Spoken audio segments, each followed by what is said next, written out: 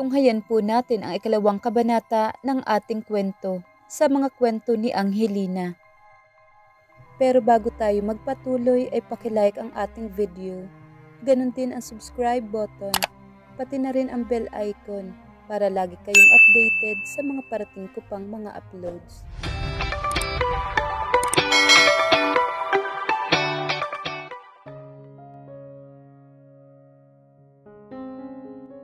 Nakakailang kape ka na bro ah, mukhang napalaban ka na naman kagabi.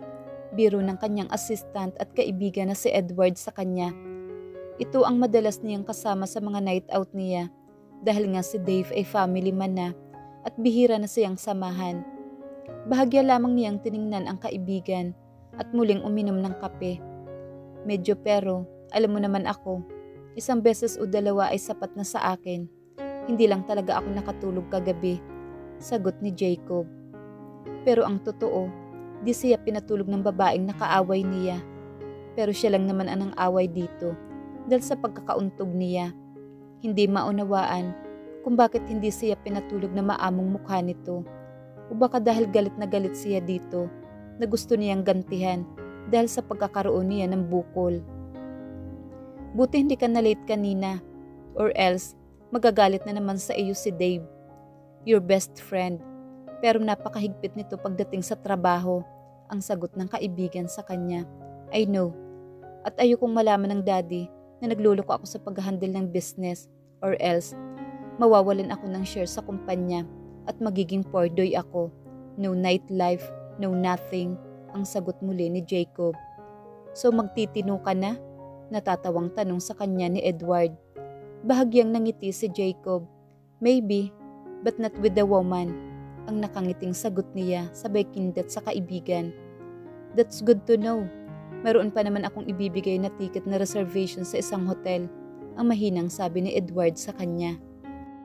Bahagya siyang naging interesado sa sinabi ng kaibigan. Hotel reservation? Anong hotel? Diamond? Manila? Ang sunod-sunod at interesadong tanong niya. Bahagyang pinalapit na Edward ang kanyang ulo. Tila ba isang sekreto ang sasabihin nito sa kanya. Hindi ito katulad ng mga hotel sa Metro, Jacob. May mga babae ka nakasama sa hotel room. Pagpasok mo, online ang booking nito at ang pagpili ng babae. Kapag virgin, mas mahal, ang sagot ni Edward. So bakit kailangan nating magbulungan? Ang takang tanong niya. Because this is not legal. Ang pataguan transaksyon nito. Puro foreigner at local beauties ang pagpipilian. Mostly ay mayayaman na foreigner ang parokyano nila, ang pabulong pa ring sagot nito. Bakit mo sa akin ibinibigay ito? Ang sagot muli ni Jacob, habang tiningnan ang isang papel na tila printed form ng isang transaksyon. Napansin niyang ibang pangalan ang nakalagay sa papel.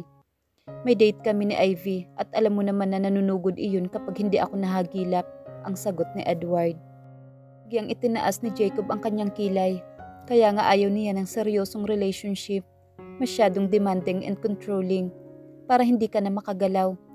Ibang pangalan ang nakalagay dito pre, ang sabi niya sa kaibigan, nang basahin niya ang papel. Wala silang pakialam sa pangalan dahil nga discreet at illegal ang operasyon ng hotel. Alam nilang hindi tunay na pangalan ang ginagamit sa pag-book. Ang importante bayad ka at hawak mo ang papel. Don't worry, ang laki ng ibinayad ko diyan. Virgin ang kinuha ko, ang nakangiti at may kindat pang sabi ng kaibigan. Jacob smiled mischievously sa kaibigan. He hadn't done this before, but what the heck? Walang mawawala sa kanya, and a virgin? Damn, he didn't had the virgin before. He was scared na baka mabitag siya sa isang kasal kapag gumalaw siya ng isang virgin. Thanks pre, ang nakangiting sagot niya sa kaibigan. Gusto mo bang palitan ko ang ibinayad mo para rito? Just tell me the nitty-gritty details, ang sagot nito sa kanya. He shook his head and smiled mischievously at Edward. Then he sipped his coffee again. At nang mabaling ang kanyang mga mata sa kabilang lamesa, sa bandang unahan sa right side nila, and he almost spit the coffee inside his mouth.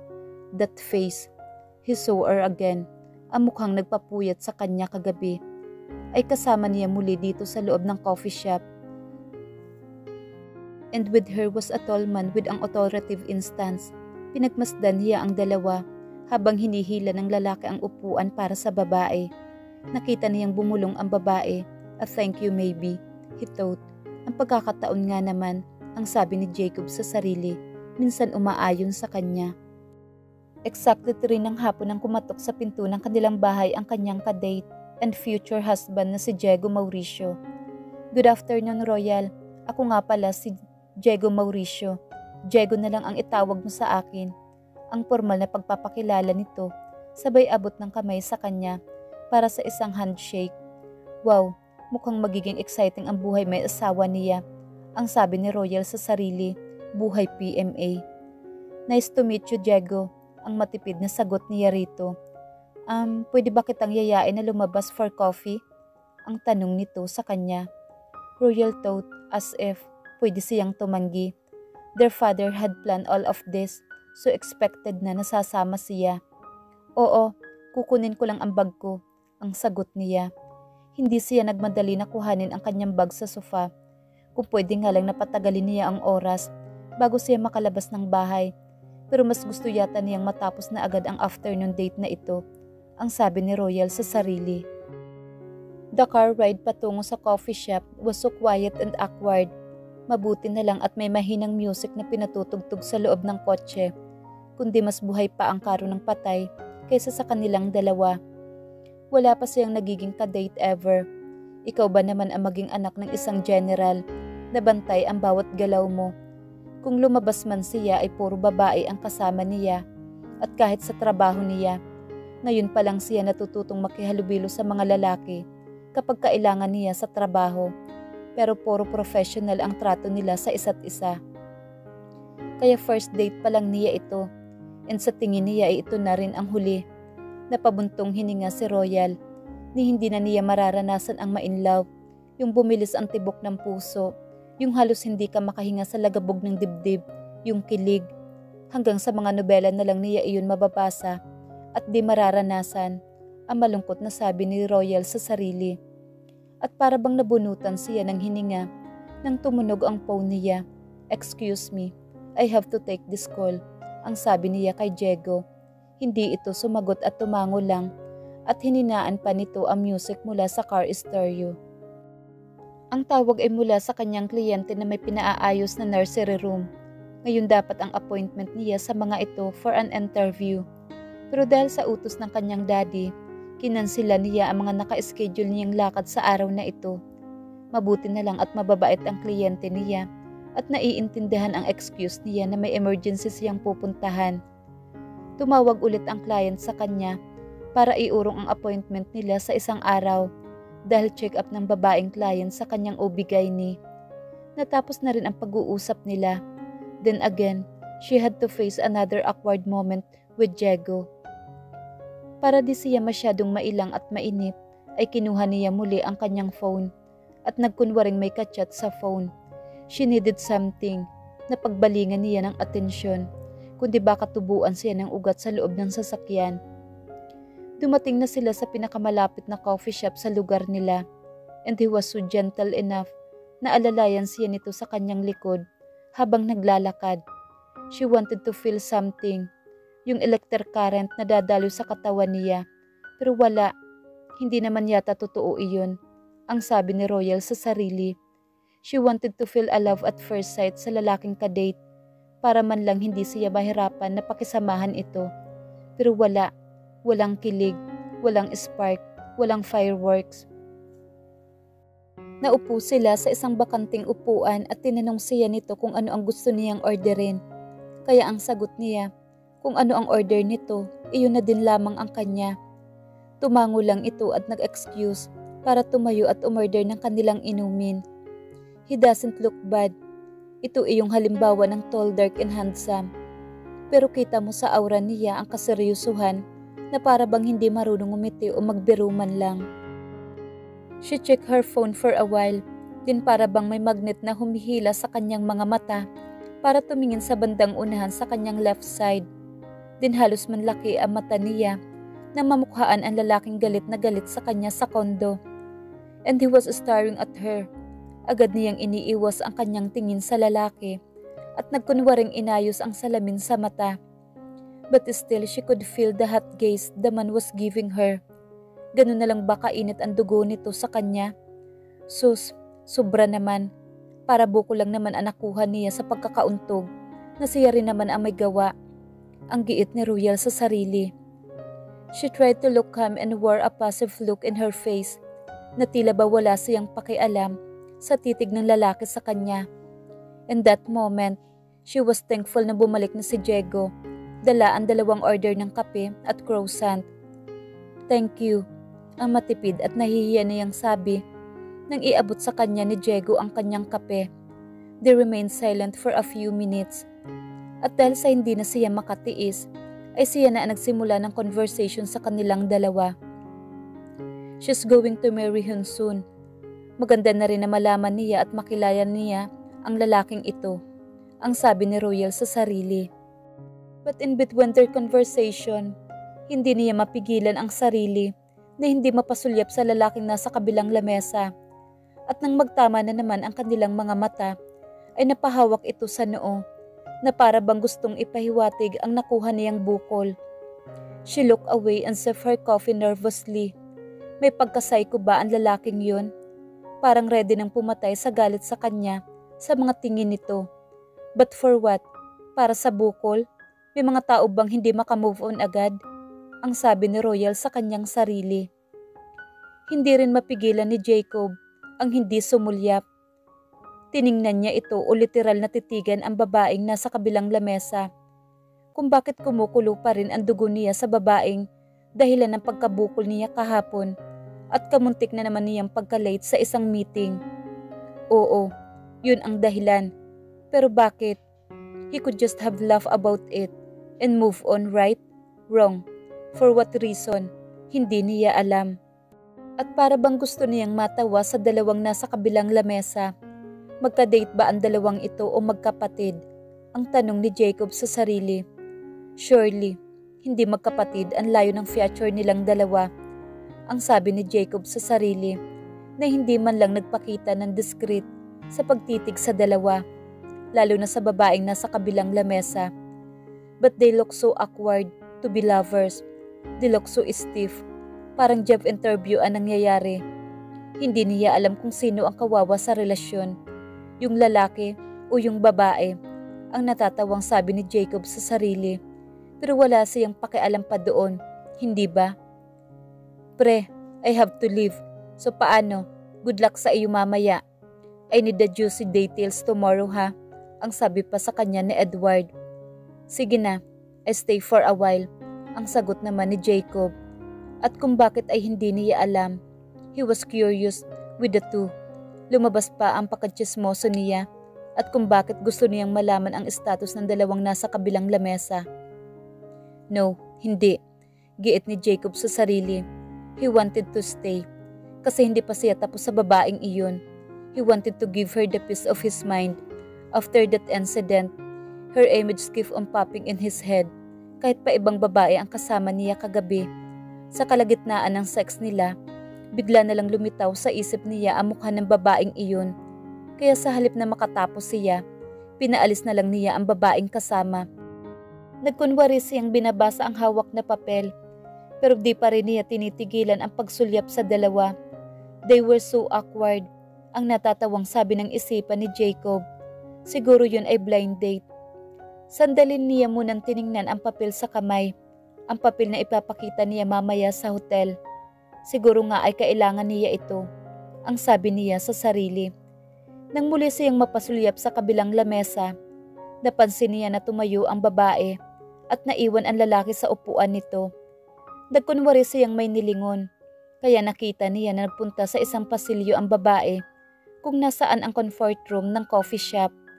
Without even thinking straight and twice, tumayo siya at sumunod sa direksyon na pinuntahan ng babae. Wala naman talagang dahilan si Royal na magpunta sa comfort room. She just needed some time to breathe at makawala sa nakakailang na mga sandaling iyon. Mas mabuti pa yatang makipag-usap sa isang job interview, mas may buhay pa, kaysa sa parang intelligence interview na ginagawa sa kanya ni Diego.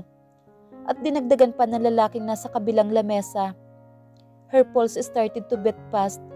nang magtama ang kanilang mga mata. He seemed familiar somehow. Hindi lang niya mawari kung saan pa niya ito nakita, bukod sa kahapon sa kondo. She looked herself in the mirror. Wala siyang suot na kahit anong makeup. Ang kulot niyang buhok ay nagsisimula ng kumawala ang ibang hibla sa kanyang neat ponytail. She washed her hand, put some sanitizer, then wiped her eyeglasses. Bago siya napabuntong hininga dahil kailangan na naman niyang lumabas para harapin ang kanyang fiancé. Ang sabi niya sa sarili. Hinila niya ang pinto at pagbukas nito ay nagulat siya nang makita ang mukhang bumungad sa kanya sa labas.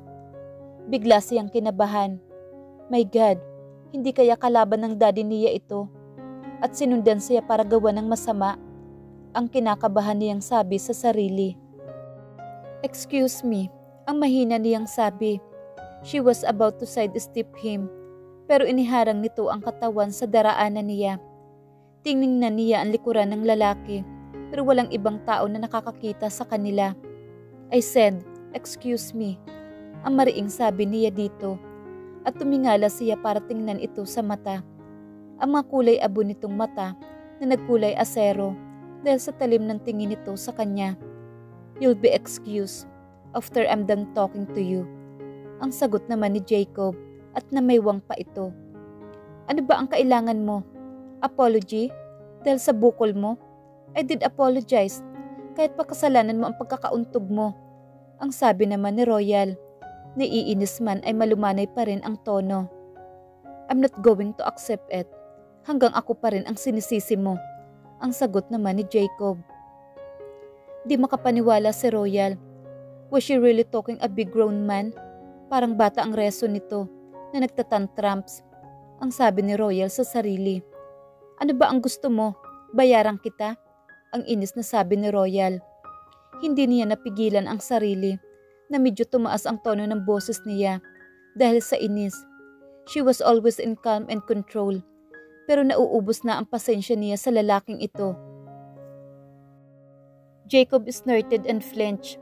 Miss, excuse me, hindi mo ba ako kilala? Ang nakangising tanong ni Jacob.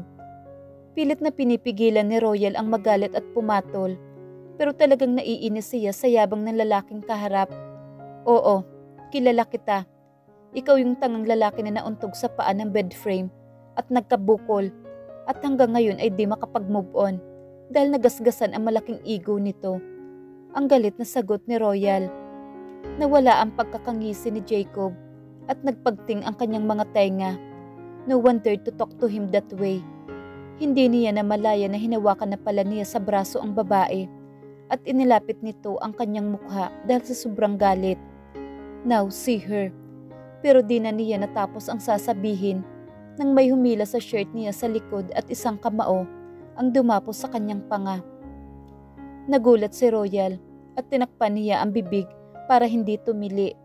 Nang makita niyang sinuntok ni Diego ang lalaki, mas matangkad at malaki ang katawan ng lalaki. Pero dahil sa hindi nito inaasahan si Diego, ay di nito naiwasan ang suntok na dumapo sa panga nito. Mas mababa man ng kaunti ang authoritative na dating ni Diego at galit nito ang nagpaurong sa lalaki na hawak na ni Diego sa kuwilyo at isinandal sa pinto ng CR. Anong gusto mong gawin sa fiancé ko? Ang galit na tanong ni Diego. Napansin ni Royal na may nakapansin na ng komosyon at tiningnan sila. Mabuti na lang at walang kumuha ng video. Mabilis niyang hinawakan si Diego sa braso para pigilan ito. Diego, please, umalis na tayo. It was just mistaking identity. Ang sabi ni Royal. Mabilis namang binitawan ni Diego ang lalaki at hinawakan siya nito sa likod para alalayan palabas. Jacob gritted his teeth at hinawakan niya ang panga na kumikirot at sabay tingin ng masama sa mga taong nakatingin sa kanya. I'm going to show anyone na maglalabas ng video tungkol dito. Ang galit na sabi ni Jacob bago siya lumabas ng coffee shop. Okay ka lang ba? Ang nag-aalalang tanong sa kanya ni Diego habang nasa loob sila ng sasakyan nito. Tumango-tango lang siya at isang matipid na ngiti ang kanyang isinagot. Sabay himas ng kamay niya sa kanyang braso kung saan hinawakan ng mahigpit ng lalaking iyon. She was worried dahil baka lumabas sa balita ang nangyari sa kanila sa loob ng coffee shop. Panalangin na lang niya na walang kumuha ng video dahil siguradong kagagalitan siya ng kanyang daddy. At hindi lang iyon, ang pinangangambahan niya, muli niyang hinimas ang braso. Ramdam pa rin niya ang mainit at mahigpit na mga palad ng lalaki. Naguguluhan siya dahil sa halip na galit at takot ang nararamdaman niya kanina, ay kakaiba ang tibok ng kanyang puso. Hay siguro ang lalaking iyon, ang galit na sabi ni Diego habang nagmamaneho. Sa susunod din kasi, bilisan mo ang mga gagawin mo, ang sabi nito sa kanya. Fiancé na kita at sagutin na kita sa daddy mo, ang giit nito sa kanya. Nabigla si Royal na tila ba military ang pagkakautos sa kanya ni Diego at tila paninisipan nito. Gusto niya sanang sagutin ito na kung hindi lang parang tuod ang pakikipag-usap nito sa kanya ay hindi siya pupunta sa comfort room. Pero dahil alam niyang malalagot siya sa daddy niya kapag sumagot siya, ay nanatiling tikom ang kanyang bibig. Nang maihatid na siya nito sa pinto ng kanyang bahay, ay isang matipid na thank you lang ang sinabi niya rito at isang pakiusap. Maaari ba na huwag mo nang sabihin kay daddy ang nangyari? Ang pakiusap niya kay Diego. Kumunot ang noo nito na tila ba hindi nagustuhan ang sinabi niya, pero sandali itong nag-isip at tumango-tango na lamang bago ito matipid na nagpaalam at mabilis na umalis.